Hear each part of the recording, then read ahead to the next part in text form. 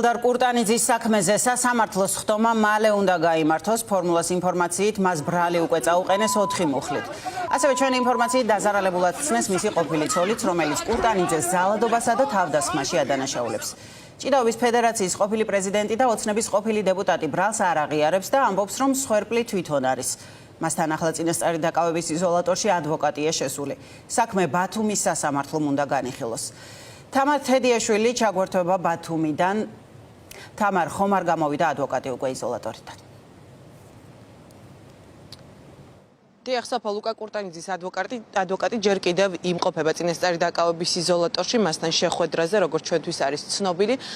რაც შეეხება ბრალს, ცოტა ხნის წინ პროკურატურამ ოფიციალური განცხადება გააკეთა. ამ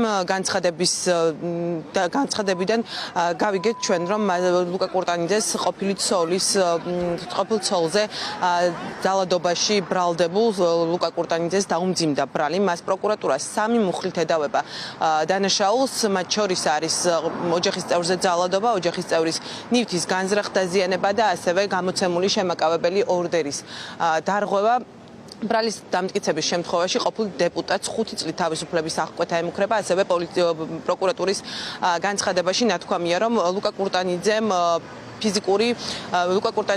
ფიზიკურად დაესხა თავს მის მეუღლეს ორჯერ დაარღვია შემაკავებელი ორდენი და მათ შორის 25 ივლისს ყოფილ მეუღლეს მიაყენა ფიზიკური შეურაცხყოფა. რაც შეეხება ადვოკატს და უშუალოდ ლუკა კურტანიძის პოზიციას, როგორც გითხარით, ივანე მეფარიშვილი ამ წუთებში იმყოფება წინასწარი დაკავების იზოლატორში, თუმცა შესვლამდე ვესაუბრეთ მას ჩვენ და დილით ლუკა კურტანიძესთან შეხვედრის შემდეგ მან განაცხადა, რომ დაკავებული ბრალს ადანაშაულს არ აღიარებს, თავს უდანაშაულს თulis და ამბობს, რომ ეს არის მასზე პოლიტიკური ანგარიშის წორება, იქიდან გამომდინარე, რომ მოახლოებულია არჩევნები, ლუკა კურტანიძე თulis, რომ ის არის წონიანი პოლიტიკური ფიგურა და სწორედ ამიტომ ცდილობენ მის განეიტრალებას.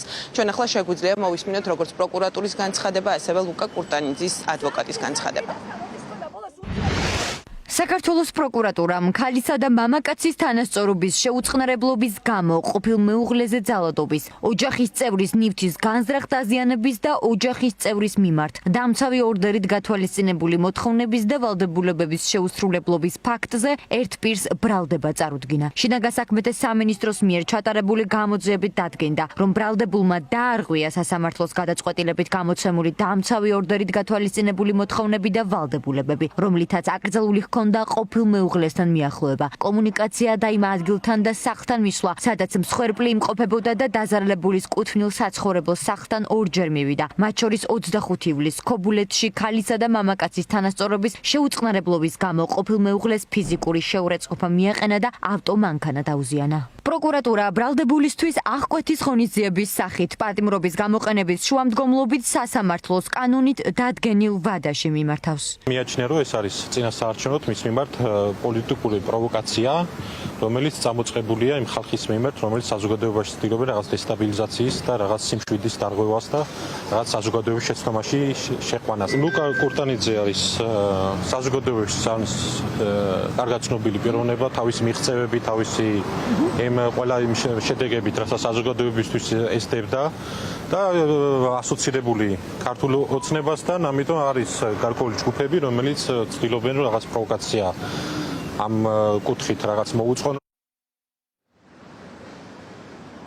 როგორც მოისმინეთ, ლუკა კურტანიძეს 3 მუხლით ედავებიან დანაშაულს. ჩვენი ინფორმაციით სასამართლო პროცესი აღკვეთი ღონისძიების შესახებ დღის ბოლომდე გაიმართება. პროკურატურა მის პატიმრობაში დატოვებას ითხოვს. შევახსენებ ჩვენს მაყურებელს, რომ ყოფილი ცოლი ლუკა კურტანიძეს წლების განმავლობაში ფიზიკურ და ფსიქოლოგიურ ძალადობაში ადანაშაულებს და 2 დღის წინ ქობულეთში ჩვენმა მაყურებელმა იხილა ვიდეო, როგორ დაესხა თავს ყოფილი დეპუტატი ყოფილ ცოლს, როგორ მიაყენა ფიზიკური შეურაცხყოფა. ბრალის დამტკიცების შემთხვევაში ლუკა კურტანიძეს 5 წლამდე თავისუფლების აღკვეთა ემუქრება.